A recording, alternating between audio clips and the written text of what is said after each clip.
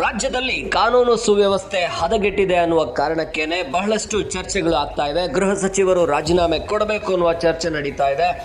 ಯಾಕಂದ್ರೆ ಅಂಜಲಿ ಅಂಬಿಗೇರ ಹತ್ಯೆ ಪ್ರಕರಣ ಎಷ್ಟು ಅಮಾನುಷವಾಗಿ ಮನೆಯೊಳಗೆ ನುಗ್ಗಿನೇ ಹತ್ಯೆ ಮಾಡ್ತಾರೆ. ಕಾಲೇಜ್ ಕ್ಯಾಂಪಸ್ನ ಒಳಗೇನೆ ನೇಹಾ ಹಿರೇಮಠ ಹತ್ಯೆ ಆಗುತ್ತೆ. ಅದಾದ ನಂತರ ಬೆಳಗಾವಿ ಹುಬ್ಬಳ್ಳಿ ಭಾಗದಲ್ಲಿ ಹಲವು ಘಟನೆಗಳು ದಿನ ವರದಿ ಆಗ್ತಾ ಇವೆ. ಇಷ್ಟು ಮಾತ್ರವಲ್ಲ, ಮಂಗಳೂರಿನಲ್ಲಿ ಗರುಡ ಗ್ಯಾಂಗ್ ಅನ್ನುವ ಉಡುಪಿಯ ಗರುಡ ಗ್ಯಾಂಗ್ನ ನಡುವೆ ಆದಂಥ ಗಲಾಟೆಯ ವಿಡಿಯೋಗಳು ಸದ್ಯ ಈಗ ಎಲ್ಲೆಡೆ ವೈರಲ್ ಆಗ್ತಾ ಇವೆ. ಈ ವಿಡಿಯೋದಲ್ಲಿ ಕಾರ್ನಲ್ಲೇನೆ ಸಿಕ್ಕಾಪಟ್ಟೆ ಡ್ರ್ಯಾಗ್ ಮಾಡಿಕೊಂಡು ಎರಡು ಗ್ಯಾಂಗ್ನವರು ಹೊಡೆದಾಡುವಂಥದ್ದು, ಲಾಂಗು ಮಚ್ಚನ್ನು ಬೀಸುವಂಥದ್ದು, ಇದು ಎಂಥವರ ಎದೆಯನ್ನು ಜಲ್ಲೆನಿಸುವಂತಿದೆ, ಒಂಥರ ಭಯ ಹುಟ್ಟಿಸುವಂತಿದೆ. ಇದೇನು ನಡು ರೋಡಲ್ಲೇನೆ ಈ ರೀತಿ ಮಾಡುವಂಥದ್ದು.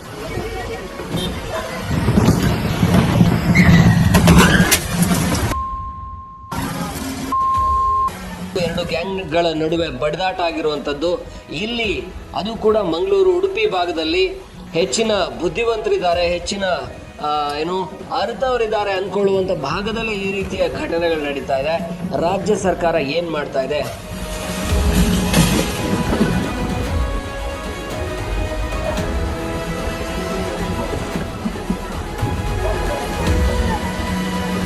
ಸದಾ ಕೋಮು ಗಲಭೆಗೆ ಮಾತ್ರ ಸಾಕ್ಷಿ ಆಗುವಂತ ಮಂಗಳೂರು ಅಂದ್ರೆ ಅಲ್ಲಿ ಕ್ರೈಮ್ ವಿಚಾರದಲ್ಲಿ ಬಹಳಷ್ಟು ಸುದ್ದಿ ಆಗೋದು, ಕೋಮು ಸಂಘರ್ಷಗಳ ವಿಚಾರದಲ್ಲಿ.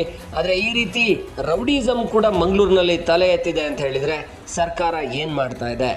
ಒಂದ್ ಕಡೆ ಉತ್ತರ ಕರ್ನಾಟಕದಲ್ಲಿ ಗಲಭೆಗಳಾಗ್ತಾ ಇವೆ, ಒಂದ್ ಕಡೆ ದಕ್ಷಿಣ ಕರ್ನಾಟಕದಲ್ಲಿ ಗಲಭೆಗಳು ಅಂತ ಹೇಳಿದ್ರೆ ಅಲ್ಲಿ ದರೋಡೆ ಆಗ್ಬೋದು, ಅತ್ಯಾಚಾರ, ಕೊಲೆ, ದೌರ್ಜನ್ಯ ನಡೀತಾ ಇದ್ರೆ, ಮತ್ತೊಂದು ಕಡೆ ದಕ್ಷಿಣ ಭಾಗದಲ್ಲಿ ಕೂಡ ಈ ರೀತಿ ಹಾಡು ಹಗಲೇ ಹಾಗೇನೆ ರಾತ್ರಿ ವೇಳೆಯಲ್ಲಿ ಕೂಡ ಎಲ್ಲರೂ ನೋಡ್ತಾ ಇದ್ದಾಗಲೇ ರಸ್ತೆಯ ನಡುವೆನೇ ಈ ರೀತಿ ಗ್ಯಾಂಗ್ಗಳ ನಡುವೆ ಹೊಡೆದಾಟ ಆಗ್ತಾ ಇರುವಂಥದ್ದು.